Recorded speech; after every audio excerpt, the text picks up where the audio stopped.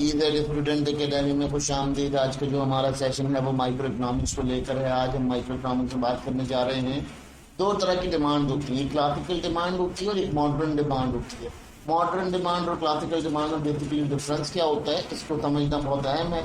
क्योंकि देखें, जो क्लासिकल इकोनॉमिक्स की थ्योरी थी वो कुछ और प्रॉस्पेक्ट के ऊपर बात करती थी, लेकिन जब हम बात करते हैं मॉडर्न इकोनॉमिक की और मॉडर्न माइक्रो इकोनॉमिक लेवल पर, तो वहाँ पर उसके जो है शिफ्ट ऑन हो जाता है। जैसे पहले प्रमोशन और एडवर्टाइजमेंट इतनी आसान नहीं थी कंपनी के लिए, फिर मार्केट बहुत छोटी होती थी, कोलैप कर जाती थी, बहुत सारे और प्रेजेंटिंग फैक्टर थे। फिर यही कि वो प्रोड्यूसर ही एक होता था, तो प्रोड्यूसर एक होता था तो ऑटोमेटिक उसके कंज्यूमर भी वही होते थे, लिमिटेड कंज्यूमर होते थे, वही जो चीज़ को वो कर लेते थे। इसके अलावा बहुत सारा रॉ मटेरियल ही बिक जाया करता था, वो उसकी कोई फिनिश गुड नहीं बन पाती थी। तो ये पुराने कंसेप्ट थे, और जो नए कंसेप्ट थे उनके अंदर ये कि वो रॉ मटेरियल को क्रिएट करते हैं फाइनल गुड में, फाइनल गुड फिर मार्केट में जाती है, फिर मार्केट से उसका तमाम जो ओवरव्यू क्रिएट होता है वो देखा जाता है। अब यहाँ जो बात करते हैं वो क्लासिकल कंसेप्ट के ऊपर बात करते हैं और क्लासिकल डिमांड थ्योरी के ऊपर बात करते हैं। पहले तो कि जो क्लासिकल की फीचर्स हैं वो समझ लीजिएगा कि law of dimensional marginal utility के ऊपर काम करता था ये, ठीक है। डायमेंशनल मार्जिनल यूटिलिटी क्या कहती थी कि जब कोई एक कंज्यूमर एक गुड को कंज्यूम करता है और वो लेस सेटिस्फाई होता है, तो वो दूसरी गुड को कंज्यूम करता है। अच्छा, जब वो पहली गुड को कंज्यूम करता है तो उसे बहुत अच्छा लगता है, लेकिन फर्दर जो दोबारा उस चीज़ को इस्तेमाल करता है या उससे एक्स्ट्रा यूज करने की कोशिश करता है, तो वहाँ उसकी सेटिस्फेक्शन कम हो जाती है। तो ये इनका पुराना कंसेप्ट था। फिर उसके बाद जो है ये समझ में आता था, यहाँ का जो लॉ ऑफ डिमांड था वो कहता है कि जी तमाम जो डिमांड है वो इन्वर्सली प्रोपोर्शनल होती है आपकी प्राइस एंड क्वांटिटी और डिमांडेड की। यानी वही वाला कंसेप्ट है कि भाई आपके पास जो है वो जब प्राइस बढ़ाएंगे तो ऑलमोस्ट डिमांड बढ़ जाएगी, और जब वो आप उसका जो है प्राइस कम करेंगे तो डिमांड जो है वो बढ़ जाएगी, और प्राइस बढ़ाएंगे तो आपकी डिमांड गिर जाएगी, ठीक है। फिर यहाँ पर जो क्लासिकल डिमांड थ्योरी है ये बहुत पुराना कंसेप्ट था, ये ट्रेडिशनल कंसेप्ट था। फिर ये जो ट्रेडिशनल कंसेप्ट के साथ साथ ये प्राइमरीली बेस्ड था, क्योंकि मैंने वही कहा कि मार्केट बहुत शॉर्ट थी, छोटी मार्केट थी। छोटी मार्केट के अलावा लोगों कंज्यूमर ही एक था, और कंज्यूमर के साथ जो प्रोड्यूसर था वो भी एक ही था। तो लिमिटेड तरीके की चीज़ें होती थी, और अब वही नहीं कर सकते थे, एक्सपोर्ट नहीं कर सकते थे, इम्पोर्ट नहीं कर सकते थे। अब और बहुत सारी चीज़ें ऐड होती चली जा रही हैं। फिर इंटरनेशनल ट्रेड नहीं होती थी, अब इंटरनेशनल ट्रेड पे चले गए। ये तमाम कंसेप्ट देखते हैं तो यहाँ पर जो अप्रोच ऑफ इकोनॉमिक्स है वो शिफ्ट हो जाती है, चेंज हो जाती है, उसका बिहेवियर चेंज हो जाता है, जिस बिहेवियर को बड़े आराम से देखा जा सकता है। देखिए पिछले कई दिहाइयों में अगर हम देखते हैं, पिछली कई दिहाइयों में देखते हैं तो इकोनॉमी जो है बहुत ज़्यादा शिफ्ट ऑन हुई है।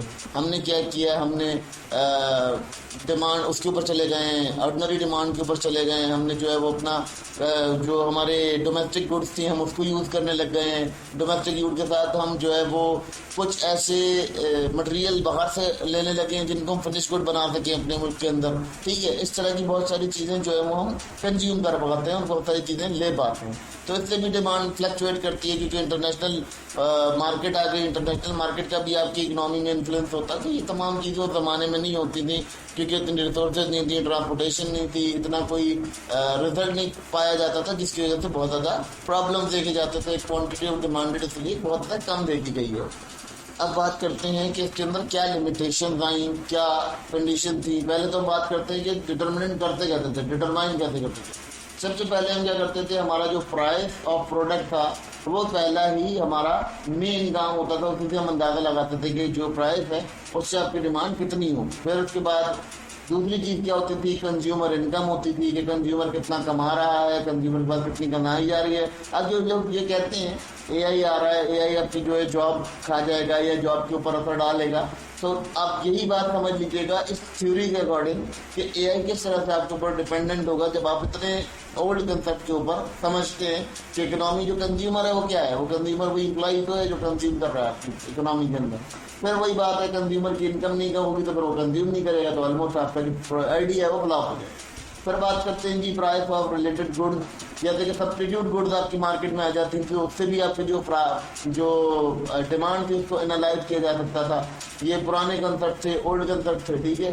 फिर उसके बाद क्या होता था, यूटिलिटी बेस के आप कितना सेटिस्फेक्शन कर रहे हैं, आपकी क्या एक्सपेक्टेशन है, कंज्यूमर एक्सपेक्टेशन के ऊपर डिपेंड करता था, ये सारी कंडीशन थी। फिर जो आज कंज्यूमर क्या करते थे, कंज्यूमर का ये होता था कि वो कम पैसे में ज़्यादा इंजॉय कर सके या ज़्यादा लग्जरी को इंजॉय कर सके, तो ये तमाम मामला भी डिमांड के ऊपर इफेक्ट पड़ता था।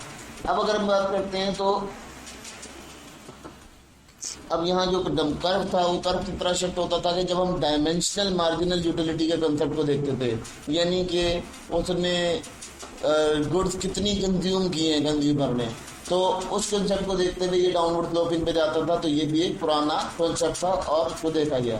फिर की जो लिमिटेशन थी, सबसे पहले बात ये कि जो है ना रैशनल बिहेवियर के ऊपर बात करता था, यानी अवामी जाती बिहेवियर के ऊपर, यानी जाती राय के ऊपर जो है डिपेंड करता था। ये बड़ा इम्पॉर्टेंट मसला था। फिर उसके बाद ये करता था कि ये उन तमाम चीज़ों को इग्नोर कर देता था जैसे कि साइकोलॉजिकल और सोशोलॉजिकल जो फैक्टर्स थे उनको भी नहीं मानता था ये, ठीक है। वही मैंने कहा ना कि इश्तिहार आपको बार बार दिखाया जाता है एक प्रोडक्ट का, तो आपने परचेज कर लिया, लेकिन उस जमाने में इश्तिहार का तो इतना काम नहीं होता था और वो एडवर्टाइजमेंट इतनी महंगी भी होती थी, तो ये भी एक मसला था। फिर उसके बाद क्या आता है जी, एक और मसला हमारे पास क्या आया कि कार्डिनल यूटिलिटी अप्रोच आ गई। कार्डिनल यूटिलिटी अप्रोच में भी एक लिमिटेशन थी। लिमिटेशन क्या थी कि वो कहते थे कि जी जो डिमांड है वो मेजर की जाती थी नंबर के अंदर, जबकि ये फर्दर जब हमने रिसर्च की है, जब हमने बाद में देखा तो ये हमने देखा कि नंबर ऑफ यूटिलिटी के ऊपर डिपेंडेंट नहीं होता वो। तो देखिए एक महीने कंज्यूम कर लिया आपने यूटिलिटी, फिर उसके बाद अगले महीने फिर आपने कंज्यूम किया, तो हो सकता है अगले महीने आप ज़्यादा ले जाएं कम ले जाएं, तो उस टाइप की डिमांड इफेक्ट नहीं करती। तो यहाँ ये सिस्टम देखना बहुत इंपॉर्टेंट था। तो ये इसकी लिमिटेशन थी जो जिसको हमने देखा कि ओल्ड थ्योरी जो है वो का अपना किरदार नहीं निभा पाई पूरी तरह। पर जो बात करेंगे कि माइक्रो इकोनॉमिक्स के सिनेरियो में अगर हम इसकी बात करते हैं तो देखें सिंपल सी बात समझ लीजिएगा कि माइक्रो इकोनॉमिक्स के पॉइंट ऑफ व्यू से क्लासिकल जो थ्योरी थी वो बिल्कुल बेसिक्स थी, वो प्राइस के ऊपर फोकस करती थी, तो मजीद किसी और चीज़ पर फोकस नहीं था। ये तमाम चीज़ें यहाँ डिस्कस की जाती थी और उस पर उनका बड़ा फोकस था। देखिए वही मैंने कहा ना कि लिमिटेड मार्केट थी, छोटी मार्केट थी, उनके पास इतने फैक्टर्स नहीं होते थे, वो इतना रिस्टोर फैक्टर नहीं रख पाते थे। ये तमाम चीज़ें उनके लिए मसाइल का जड़ बन चुकी थी, जिसकी वजह से उन्हें मसला हो रहा था कि जो उनकी डिमांड फैसिलिटेशन थी वो उसके ऊपर कोई काम नहीं कर पा रहे थे, कोई इम्प्लीमेंटेशन नहीं कर पा रहे थे।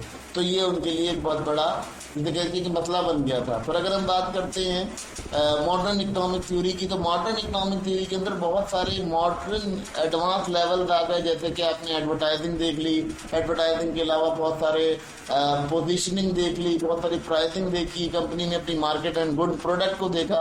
वो तमाम चीज़ें जब देखी गई तो उसके बाद देखा गया कि वो जो थ्योरी जो ओल्ड थ्योरी थी या ओल्ड कंसेप्ट थे वो कंसेप्ट यहाँ फेमिलियर नहीं रहे, और वो तो यूज तो आज भी किया जाता है, लेकिन वो सिर्फ एक प्राइस के ऊपर फोकस नहीं करता, वो कंज्यूमर प्रिफरेंसेस के ऊपर, कंज्यूमर सेटिस्फेक्शन के ऊपर और कंज्यूमर का जो रेशनल बिहेवियर नहीं बल्कि वो इरेशनल बिहेवियर के ऊपर ही बात करता है, क्योंकि बाद दफ़ा कंज्यूमर का रेशनल बिहेवियर होता है।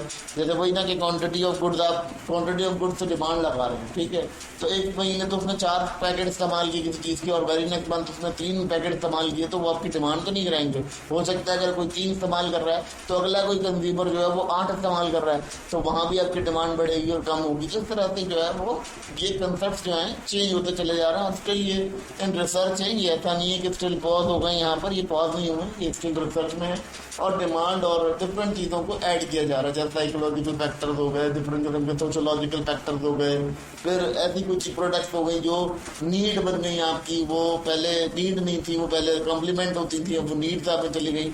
जैसे आपने मेरे इकोनॉमिक्स का सेशन पढ़ा होगा जहाँ मैंने नीड और कॉम्प्लीमेंट्स की बात की थी, तो उसमें भी ये कि मैंने वहाँ पे बताया था कि नीड क्या होती हैं और आपका जो कॉम्प्लीमेंट्स होती हैं वो क्या होती हैं, जो कॉम्प्लीमेंट अशिया होती हैं, तो वो तमाम इस तरह से बहुत सारी नीड जो थी वो शिफ्ट हो गई कॉम्प्लीमेंट में, और बहुत सारे कॉम्प्लीमेंट जो थे वो नीड में कन्वर्ट हो गए। तो ये तमाम चीज़ें भी डिमांड के ऊपर बहुत ज़्यादा इफेक्ट करती हैं।